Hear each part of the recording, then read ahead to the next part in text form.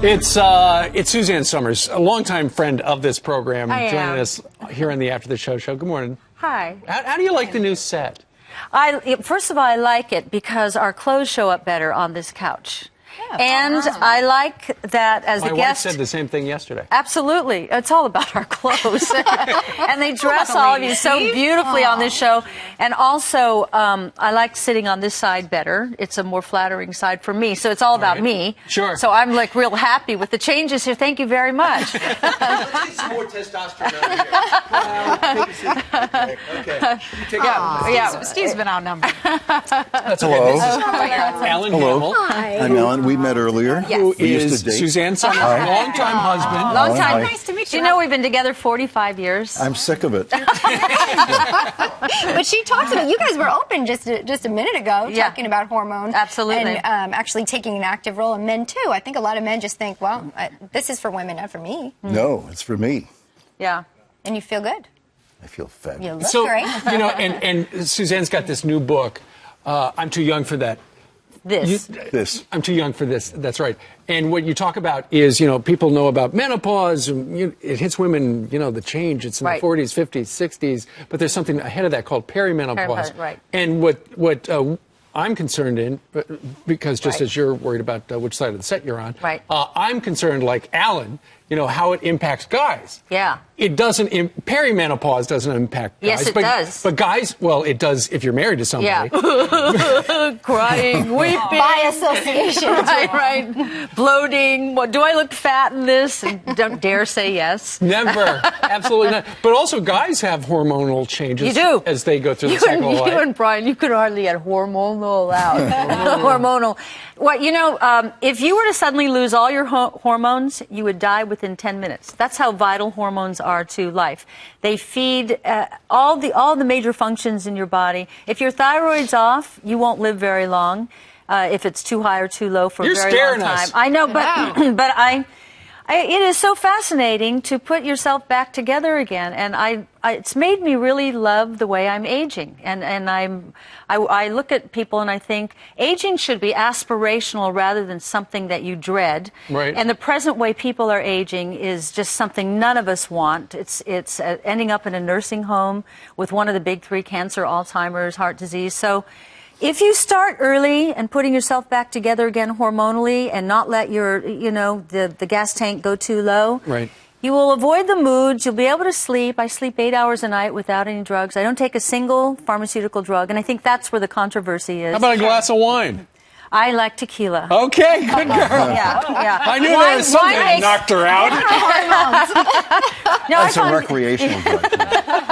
So with perimenopause, what are some of the symptoms that women start to feel in their mid-30s? I call it the 7 dwarves: itchy, bitchy, sleepy, sweaty, bloated, forgetful, and all dried up. Wait, can you say those? Okay. I've heard it. I've heard it enough. That's right. Or if you've been around women my age, I'm in my 60s, women my age who can't finish the end of the sentence. They're going, oh, what is that? What is that? What is that?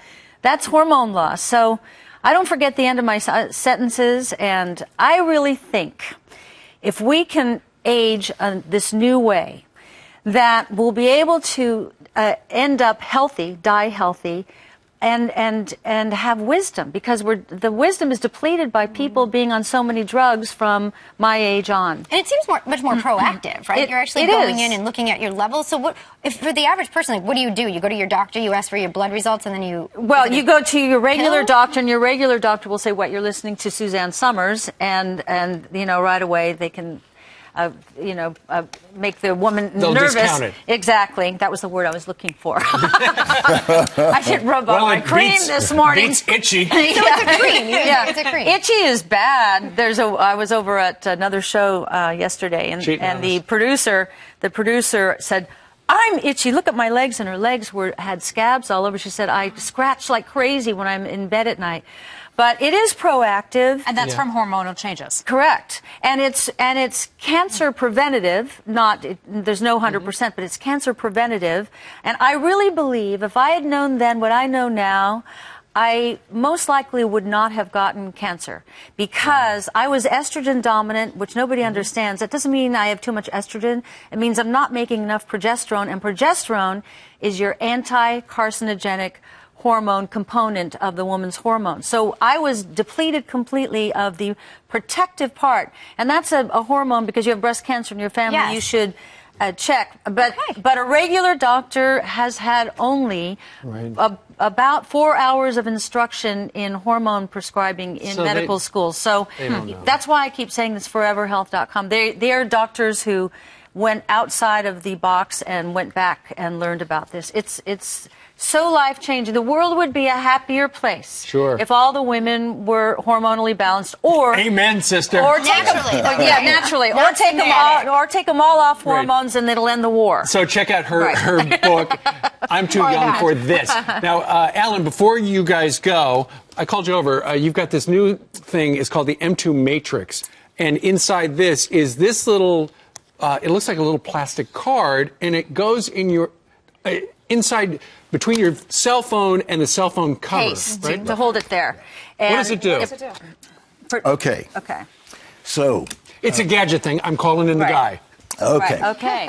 So what we found out was that they sell some of these things that protect you from radiation from your cell phone. Right. The radiation off your cell phone is like the radiation from your microwave oven. That much power. That much, okay?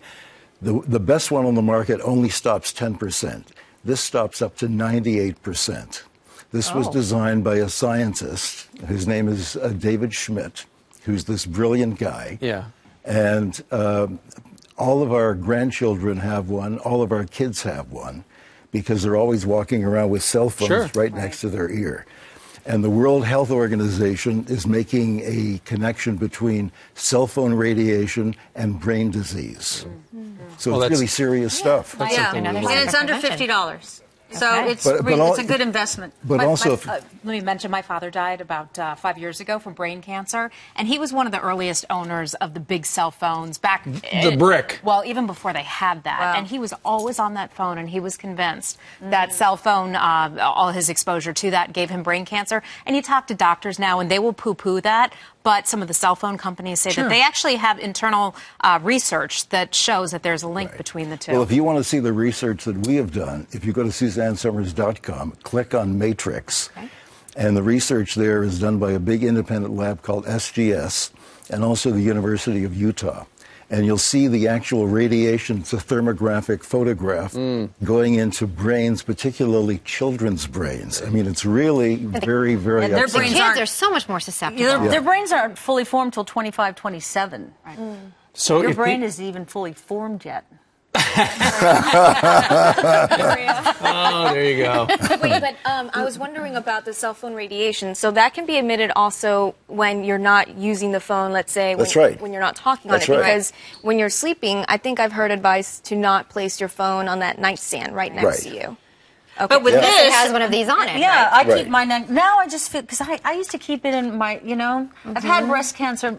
Stupid. I was keeping it in my breast pocket, and men keep it in their pockets near their stuff. What about someone else's? I mean, you should ask everybody around you to have it. Right? Where does it? Yes, exactly. You're next to me with your phone, and we're really excited about it. Blame your neighbor.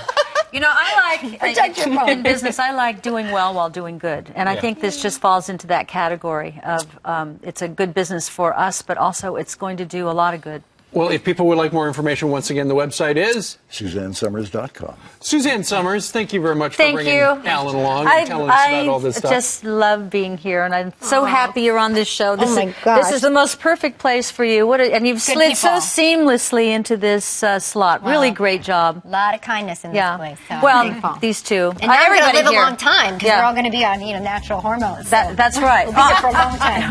Right. Do you love living in the land of blonde, Steve? Yes, I do. Hey, you're Call me Mr. Lucky. I brown. Right. Yeah.